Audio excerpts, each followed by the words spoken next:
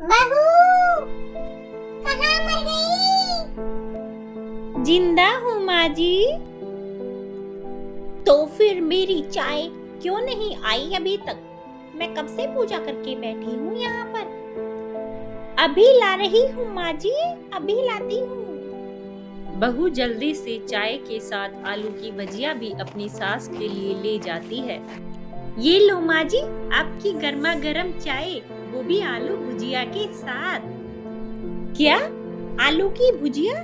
मुझे तेल खिला के मारना चाहती हो क्या?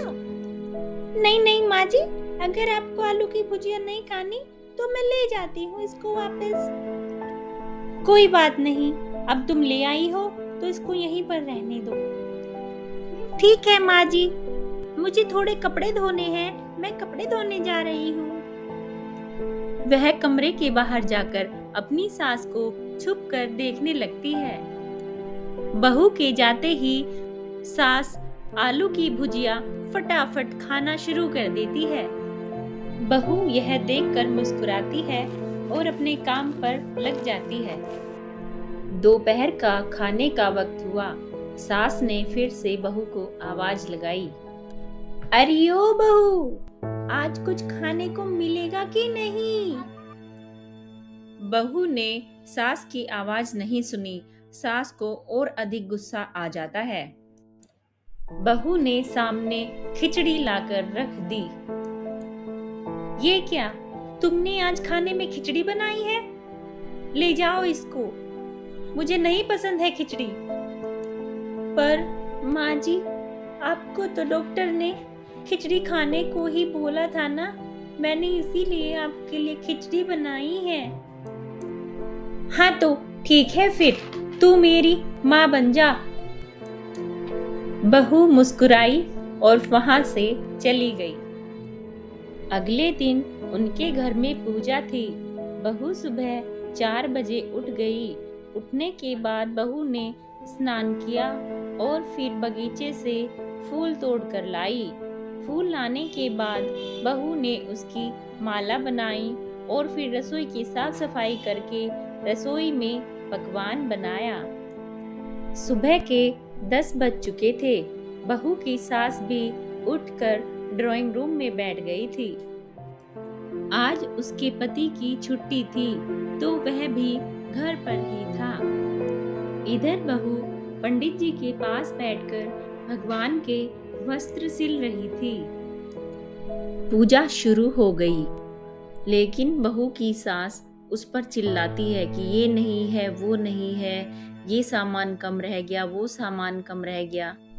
बहुत सारा काम करने के लिए दौड़ी दौड़ी जाती है, फिर दौड़ी दौड़ी आती है और इस तरह पूरा काम करने में लगी रहती है। पंडित जी ने आरती के लिए कहा तो सब खड़े होकर आरती करने लगे। जैसे ही पंडित जी ने बहू को पूजा की थाली हाथ में लेने के लिए कहा, वैसे ही बहू से पूजा की थाली हाथ से छूट गई। शायद खाना बनाते वक्त बहू के हाथों में तेल लग गया था, जिसे वह पोंछना भूल गई थी। इसी वजह से थाली फिसलकर नीचे गिर गई। हे राम, कैसी बहू है ये? कमला ने कैसी बहू रख रखी है अपने घर में? एक काम ढंग से नहीं होता। जब से मैं बैठी हूँ पूजा में, कभी इधर कभी उधर दौड़े जा रही है। और अब जब पंडित जी ने इसे आरती के लिए कहा तो महारानी ने थाली ही नीचे गिरा दी।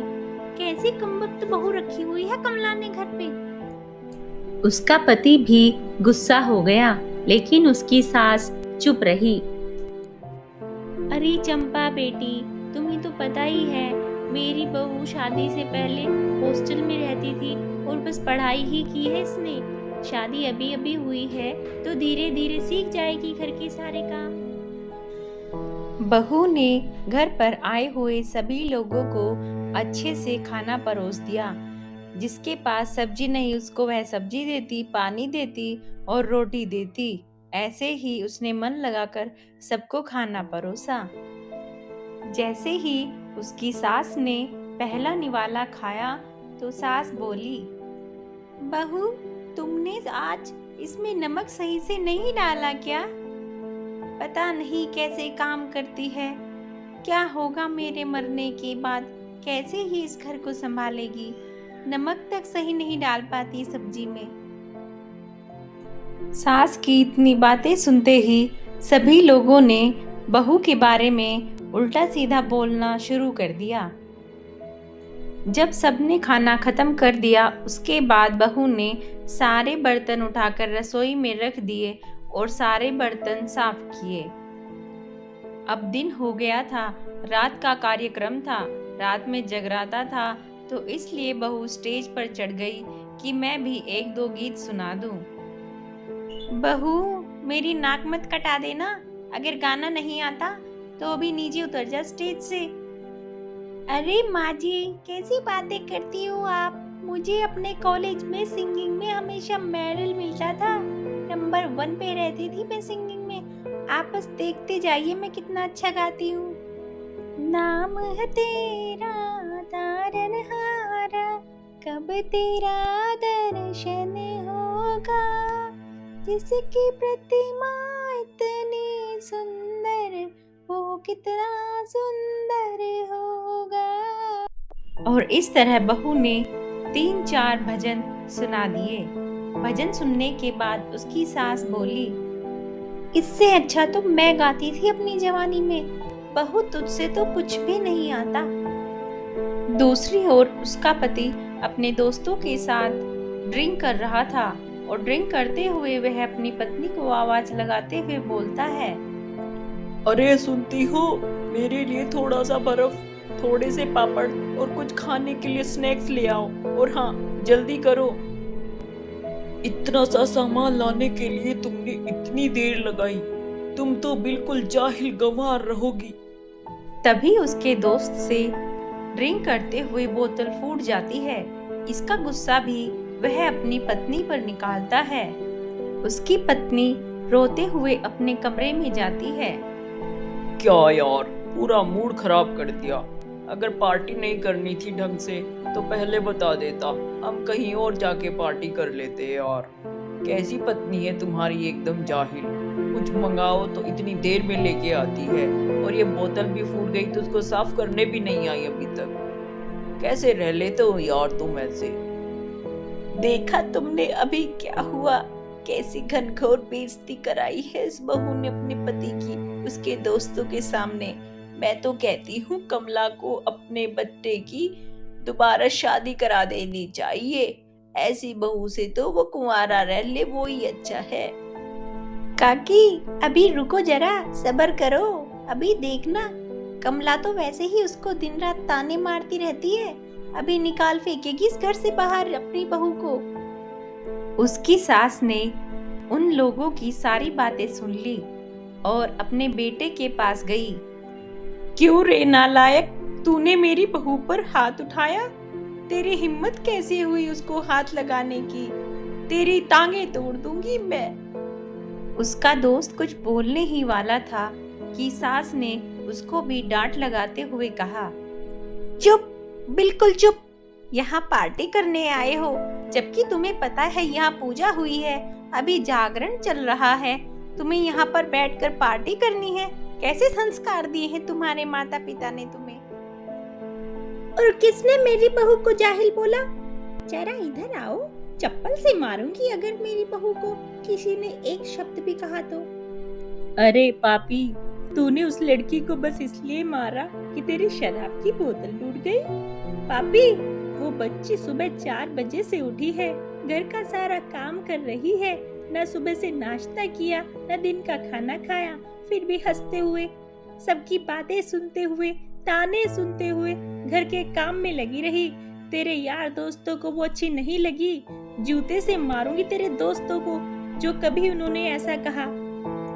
फिर सास बहू के कमरे में जाती है और देखती है कि बहू वहां पर बैठी जोर जोर से रो रही।